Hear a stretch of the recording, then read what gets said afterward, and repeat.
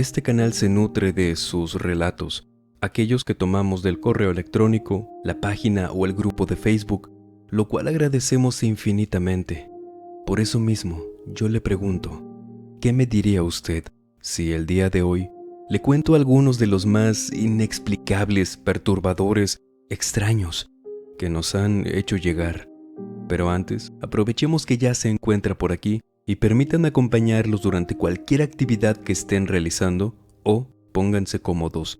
Vamos a desconectarnos un ratito del estrés y de la prisa del mundo exterior y mejor, preparen y acompáñenos con la bebida de su preferencia y vámonos directo con Jimena Suárez, desde Ecuador, quien esta noche nos cuenta esto. Cuando tenía unos 15, 16 años, me pasó algo muy extraño. Nunca supe cómo sentirme. En esa ocasión estábamos llegando a casa mi mamá y yo. Mi padre estaba haciendo de cenar y junto con mi mamá traíamos unas cosas que una tía nos había regalado y las traíamos cargando en cajas. Estas cajas las estábamos llevando al cuarto de mis papás, caminando por el pasillo que conecta con las habitaciones y el baño. Cuando entramos a la casa nos fuimos directo a guardar las cosas y luego saludaríamos a mi papá y a mi hermanita, quien en ese entonces tendría unos 7 años. Cuando pasamos enfrente de la habitación de mi hermana, mi mamá me dijo que tapara a mi hermana, que estaba acostada sin cobija. Como yo solo traía una caja pequeña en una mano y mi mamá sí traía cosas más pesadas, le dije que sí. Entré a la habitación sin encender la luz para no despertarla. Saqué una cobija de su ropero porque solo estaba acostada sobre las sábanas. Me acuerdo que mientras la tapaba porque hacía frío, pensaba que era un milagro que se fuera a acostar a esa hora, temprano para ella. La tapé y vi que no se despertó. Seguía durmiendo, acostada de lado. Salí de su cuarto y cerré la puerta. Al salir justo me topé a mi mamá, ya regresando de su habitación. Nada más salí de la habitación de mi hermana, caminamos mi mamá y yo hacia la sala y luego a la cocina para ver a mi papá y saludarlo. Pero en la sala estaba mi hermana. Ella estaba ahí, viendo la televisión recostada en el sillón. Volteo a ver a mi mamá y ella tiene casi la misma expresión que yo, los ojos tan abiertos como nunca antes se los había visto. Ella me dice en voz baja que no diga nada, que la podemos asustar. Saludamos a mi hermana de todas formas. Pasamos a la cocina con mi papá, le contamos eso, lo que habíamos visto, y se queda confundido.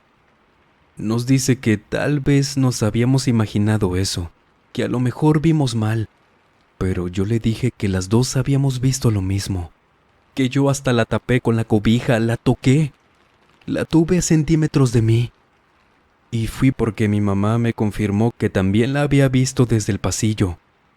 Entonces no podría ser la imaginación de una sola persona. Mi papá se nos quedó viendo. Sabía que decíamos la verdad, que habíamos visto eso. Pero solo nos dijo que no le dijéramos nada a mi hermana. A lo mejor solo había sido algo de una sola vez. Mi mamá me pidió que fuéramos al cuarto de mi hermana antes de cenar. Y sinceramente no quería, no me atrevía. Pero entramos. Encendió la luz y la cobija estaba puesta, como yo la había dejado. No estaban solo las sábanas, sino también la que yo había sacado del ropero. Nunca supimos qué pasó en realidad. Preferimos nunca contarle nada a mi hermana y, afortunadamente, nunca volvimos a ver a eso que se hizo pasar por mi hermana. Si usted hubiera vivido esto, ¿qué haría? ¿Regresaría para comprobar si era real a quien había visto? ¿Y si se volviera a encontrar con eso que en su situación finja ser su hermana, su hija, algún ser querido? ¿Qué haría? ¿Qué le diría? Para pensar, ¿no? Jorge Castillo, ahora desde Oaxaca, México, nos cuenta esto. Cuando cumplimos unos 8 meses de que estábamos encerrados por todo este asunto de salud, aún no me acostumbraba a no hacer actividad durante el día, y la noche fácilmente me la pasaba despierto.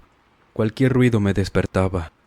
Por esta razón, recuerdo que una noche, yo vivo en San Antonio, Castillo Velasco, el ruido de los perros de la colonia me despertó. No eran ladridos como en otras ocasiones, sino aullidos, y eran bastantes de verdad. Me levanté, vi la hora y eran las 3 de la mañana. Mis perros habían comenzado a aullar también. Ellos estaban en el patio, pero salí al porche de mi casa a asomarme porque ya no solo eran aullidos. Bueno, los aullidos se escuchaban lejos, pero los perros cerca de mi casa estaban ladrando. Los míos gruñían ahora. Los podía escuchar claramente porque mi ventana estaba cerca del pasillo que conecta con el patio.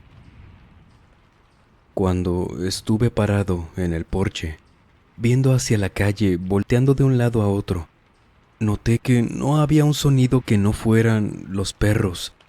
Seguían así, aullando, ladrando. No se escuchaban autos, la televisión de alguien, alguna voz. De repente pasan unos 4 o 5 perros corriendo por la calle enfrente de mi casa, con la cola metida entre las patas, asustados claramente. Otros se detenían, volteaban a ladrar. Se escuchaba también que uno de ellos iba llorando, como si le pisaras por accidente la patita a uno. No me dio tiempo ni para pensar en nada, en las posibles causas de qué pudiera estar pasando, porque detrás de esos perros iba corriendo uno más grande. Este perro no era ni de lejos uno que pareciera ser de la calle. Es más, ni siquiera parecía ser un perro del todo a primera vista. Era uno un poco más grande que un gran danés, o quizás de su tamaño, completamente lampiño, porque se le veía la piel obscura, un poco arrugada, enorme. Y de verdad, esto nadie me lo cree cuando lo cuento, pero es lo que vi.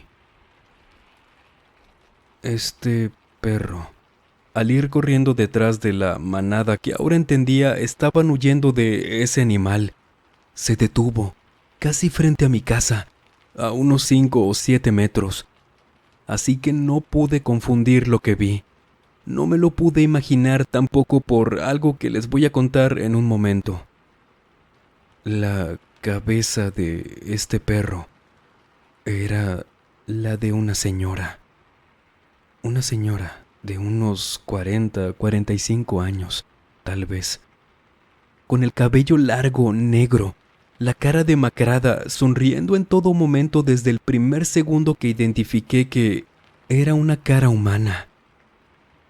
Los ojos blancos completamente. Y de esto me di cuenta porque, al detenerse, volteó a verme cuando tragué aire por el susto y el impacto de verla. Y me acuerdo muy bien que cuando se me quedó viendo, con esa sonrisa tan horrenda y esos ojos, ese cuerpo de perro encorvado, dijo: ¿Cómo corren estos, verdad? Me dijo, viéndome, sin quitarme la vista de encima ni un segundo. Luego de eso comenzó a correr de nuevo detrás de los perros soltando una carcajada que sí o sí tendría que haberla escuchado alguien más. Y mientras iba corriendo me seguía viendo, volteando la cabeza y el cuello casi por completo, hasta que dio la vuelta en una cuadra y la perdí de vista. Pero seguía escuchando su risa y a los perros corriendo. Entré a la casa. No, imagínense, temblando, no sabiendo qué había pasado. si había sido un sueño. Cerré la puerta, dejé pasar a mis perros por la cocina y mi papá se levantó. Llegó conmigo y me preguntó: ¿Tú también escuchaste?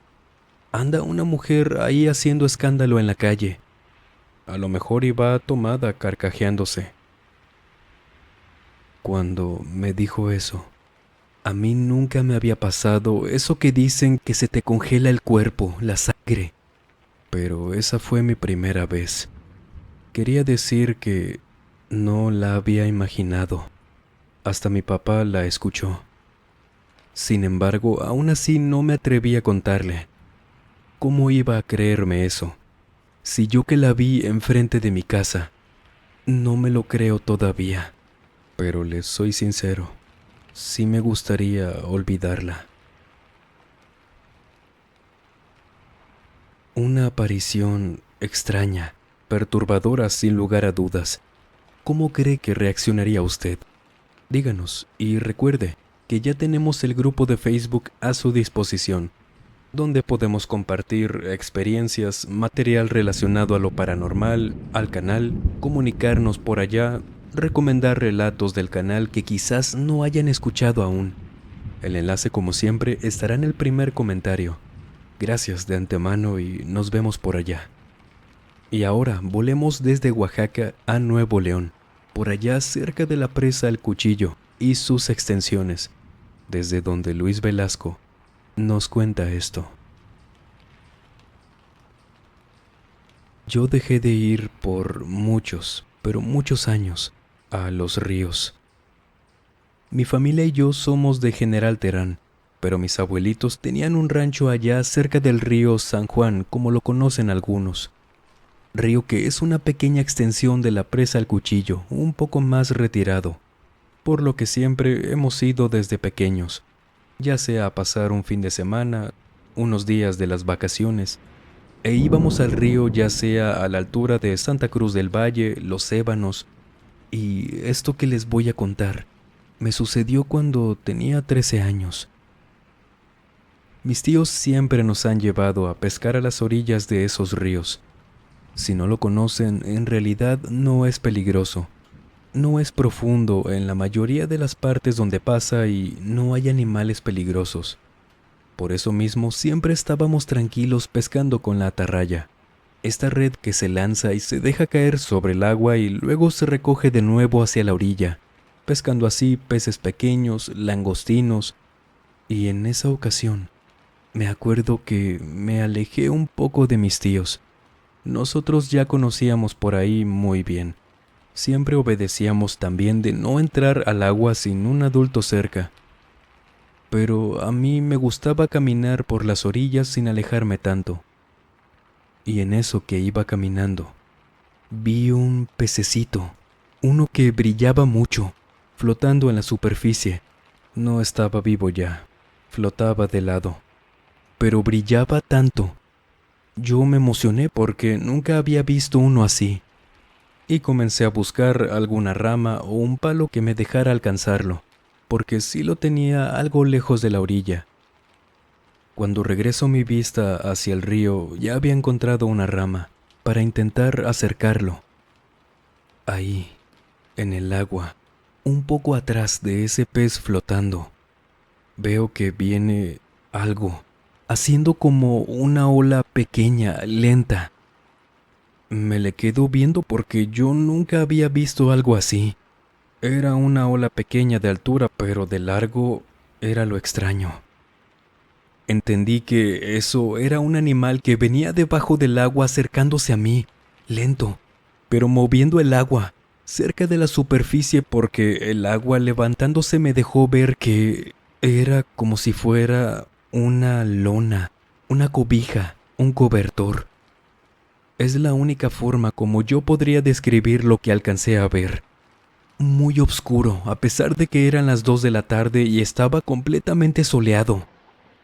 Me hago para atrás gritando porque veo que eso era de largo como del tamaño de una camioneta y se me va acercando sin detenerse. Salí corriendo y mis tíos ya venían en camino. Llego, les cuento lo que pasó, lo que vi, y ellos van. Me preguntan dónde vi eso. Les señalo, pero no había nada. Ya ni siquiera el pececito que había visto flotando. El agua no es profunda, al menos en esa parte, como para que un animal de ese tamaño, de lo largo de una camioneta, eso no se me va a olvidar nunca, haciendo ese movimiento en el agua, como remolinos pequeños también, mientras se iba acercando. No era posible que algo así estuviera sumergido. Pero entonces, ¿qué fue? Ni mis tíos ni yo supimos nunca qué había sido eso, pero sí me creyeron. Por ello mismo, nos decían ahora con más insistencia que no anduviéramos solos en el río. Pero para mí, fue la última vez por muchos años que volví a acercarme a un río. En los océanos, playas, ríos, lagunas, en el agua, se esconden todo tipo de criaturas, seres que por ahora no podemos entender del todo, no se han descubierto, mucho menos estudiado, o quizás no pertenezcan a este plano. Posibilidades son demasiadas cuando pensamos en lo que se esconde debajo del agua. ¿O usted qué pensaría? Emily Ruiz, desde la Delegación Venustiano Carranza, Ciudad de México, esta noche nos cuenta esto. Una tarde estaba hablando por teléfono con mi abuelo. Platicábamos cosas de mi escuela y él de su trabajo. Él era ya pensionado desde hace mucho tiempo de su última empresa, pero tenía una vulcanizadora, una en la que trabajaba con un tío, y me estaba contando precisamente de eso, de su negocio. Cuando me interrumpe el sonido de un tono en el teléfono, era ese aviso que suena aunque estés hablando con alguien, de que va a entrar otra llamada y puedes dejar en espera la que tienes en ese momento para tomar la otra. Le pedí a mi abuelo que me diera un momento. Él me dijo que sin problema, que ahí me esperaría en llamada. Veo el teléfono para saber quién era. Era mi abuelo. Él, con quien ya estaba hablando por teléfono. Me estaba entrando la llamada de ese mismo número, con el mismo nombre también con el que lo tenía guardado. Pero es que yo no había colgado la llamada. Ahí seguía esperándome. Entonces, ¿por qué me llamaba de nuevo? ¿Cómo? ¿Quién era? ¿Cómo podía hacer eso si ya estábamos hablando? Colgué la llamada entrante y seguí hablando con él, confundida, esperando que me dijera algo sobre eso. Pero no. Seguimos hablando de puras cosas ajenas a ese tema. Total, colgamos y esa fue la última vez que pude hablar con él. A los días él tuvo un accidente en un viaje que hizo y falleció. No sé si todo esto tuvo que ver. No quería pensar en eso, pero de verdad me fue imposible no relacionar esa llamada extraña. ¿Quién era? ¿Tenía algo que ver? ¿Debía contestar? Nunca lo supe y probablemente jamás lo sabré. Solo espero que mi abuelito esté descansando en paz, que nadie como esa vez quiera hacerse pasar por él. Lamentamos mucho la pérdida de su querido abuelito, Emily. Le agradecemos por confiarnos esa parte tan importante para usted y le deseamos que se encuentre actualmente bien. Aprovechamos también para mandarle un abrazo de parte de Emily y de este espacio hasta el cielo, a José Cuellar, abuelito de Emily. Y pensamos junto a usted, querida audiencia, ¿qué cree que haya sido esa llamada? ¿Habría contestado? Por favor, cuéntenos, en lo que nos vamos con el relato de Omar Villarreal, quien esta noche nos comparte su experiencia. Durante muchos años me la pasé rentando diferentes departamentos en la Ciudad de México. Yo siempre he batallado en acostumbrarme a los espacios, que si hay mucho ruido me cambio, si no me gusta cómo da el sol en las tardes también. Por cualquier cosa yo dejo de rentar ahí y busco en otras partes, y la verdad, en ninguno me pasó nada extraño. Hasta que en una ocasión, cuando comencé a rentar un departamento bonito, cómodo, y no tenía un precio tan elevado cerca de la zona rosa, fue precisamente el primer día que llegué a este departamento, con mis cosas ya en camino de mi anterior renta. Entré, dejé mis cosas en la sala, caminé por la cocina y me acuerdo que al fondo, donde estaba la puerta hacia mi habitación, alcancé a ver mi reflejo en un espejo, de cuerpo completo, que al parecer estaba empotrado o simplemente recargado sobre la pared, y que daba justamente a la cocina, donde estaba parado yo y podía verme sin problema. Salí por unas cosas que debía comprar para el departamento. Terminé mis vueltas, llegué de nuevo y cuando entré, acomodé todo, encendí las luces, me fui a mi habitación para verme un pantalón que me había comprado, pero no vi ni un espejo. Lo busqué como loco por todas partes, asustado con cada rincón que pasaba y no veía ni un espejo de cuerpo completo. No solo no estaba en la habitación, en toda la casa. El espejo más grande que había era el del baño, unido a un mueble que ni en broma podría mover sin darme cuenta. Entonces, ¿no había espejo? ¿Qué había visto? En esa pared donde juré haber visto mi reflejo, no había nada. Me paré de nuevo donde me vi por primera vez desde la cocina, pero ya no me podía ver. Salí de ahí rápido porque entendí que no había sido ni un reflejo. Probablemente había visto a alguien con mi imagen, haciéndose pasar por mí, viéndome desde esa habitación. Si usted viera a alguien que es igual a usted, donde se supone que no debería haber nadie, un clon exacto, y que no sean gemelos, hermanos, nada, ¿qué haría? ¿Le hablaría? Cuéntenos en lo que escuchamos el relato de Devani Bermúdez, quien esta noche nos cuenta esto.